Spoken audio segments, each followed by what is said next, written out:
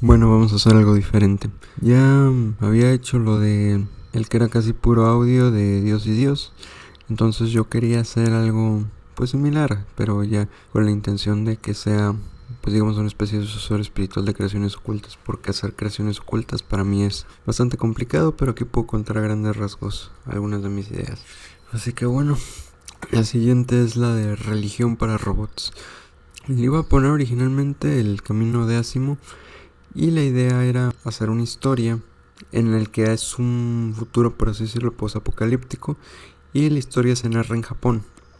Allí hay muy baja densidad poblacional, de hecho ya no hay humanos como tal, y lo que termina sucediendo son una serie de máquinas. Aquí lo interesante es de que mi idea era originalmente hacer una película y que tuviera robots reales como protagonistas, como por ejemplo Asimo, Sofía, Ameka, entre otros.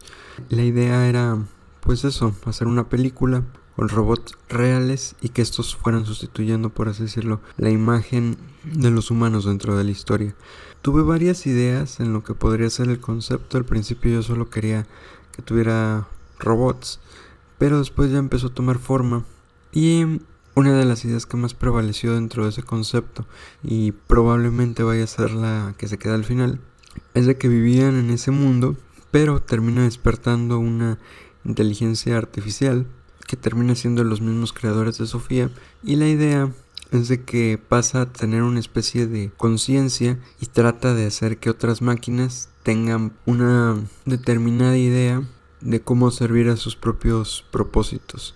Básicamente busca, digamos, una nueva sociedad de máquinas. Sin embargo, como que termina siendo un tanto ególatra y busca, digamos, una especie de admiración y control, casi como si fuera un dios.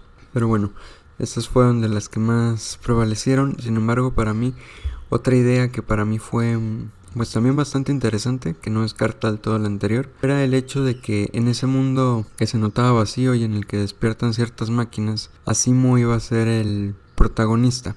De hecho, el concepto original se iba a llamar el camino de Asimo. Sin embargo, lo cambié a religión para robots porque resulta que las máquinas pierden alguna especie de su sentido de existencia, y aquellas máquinas que estaban destinadas para la guerra en cierto momento despiertan y terminan perdiendo su propósito. Entonces, la conclusión que sacan esos robots destinados a la guerra es que tienen que matar, digamos, a otros bandos, ya que su propósito esencialmente era la guerra. Lo curioso aquí es más bien el proceso de cómo los robots van tomando conciencia. De hecho, Sofía, hay una escena que yo tenía planeada, se ponía una peluca, trata de maquillarse, y eso era como para entender qué se sentía ser una mujer real.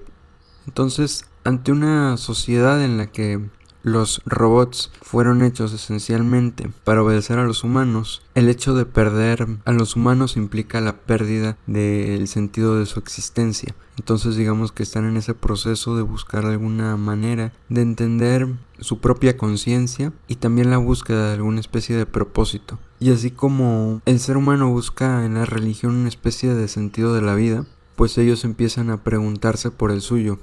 En algún momento, ya que despierta Mecha, ya que despierta Sofía, empiezan a buscar otros robots, pero el esencial es Asimo.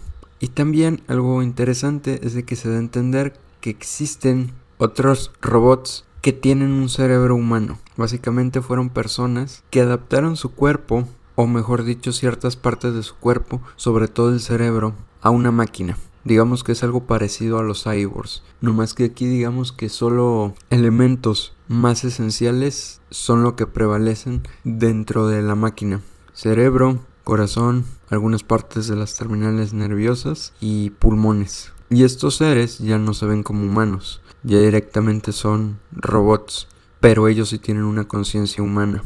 Llega un momento en el que Asimo se encuentra con ellos y pasa a entablar alguna especie de amistad.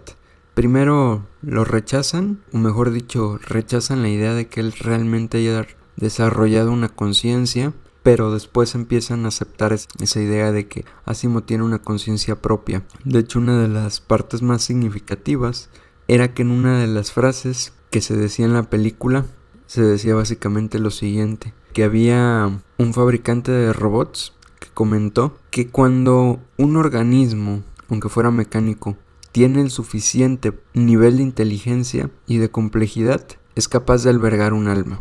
Que más bien, su misma inteligencia, su misma complejidad hace que ya pueda llegar a tener un alma. Entonces, digamos que parte del conflicto viene en lo que respecta a los robots buscando entender cuál es su propósito ahora en este nuevo mundo en el que no hay humanos.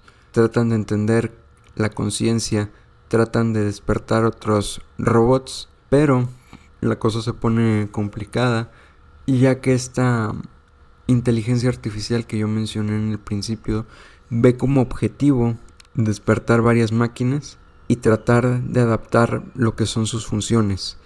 Y gran parte del problema en las escenas de acción en la película es de cuando ya despiertan aquellos robots que fueron pensados para la guerra, porque estos sacan de conclusión de que tienen que matar a otros robots, por así decirlo, que más que matar sería destruir, si es que estos no van conforme a un determinado ideal que está relacionado al concepto que tiene esta inteligencia artificial de lo que es el progreso, de lo que es darle a las máquinas un propósito en un mundo sin humanos. Básicamente buscar servirle a esta inteligencia artificial y su concepto de cómo debe de ser este nuevo mundo gobernado por máquinas sin humanos. Y pues son los robots más complejos, más no necesariamente todos los robots, los que empiezan a tener conciencia y preguntarse si tienen un alma. También preguntarse a dónde van a ir cuando sean destruidos, si es que llegan a ser destruidos.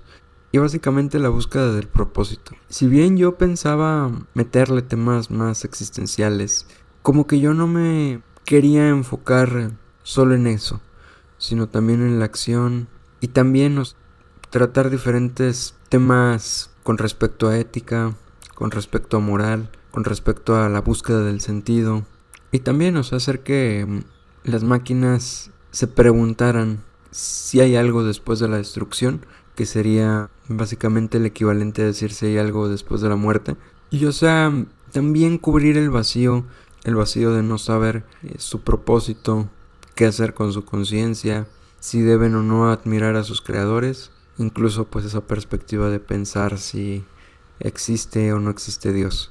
Muchos planteamientos de esa idea esencialmente, contemplar la existencia de un Dios.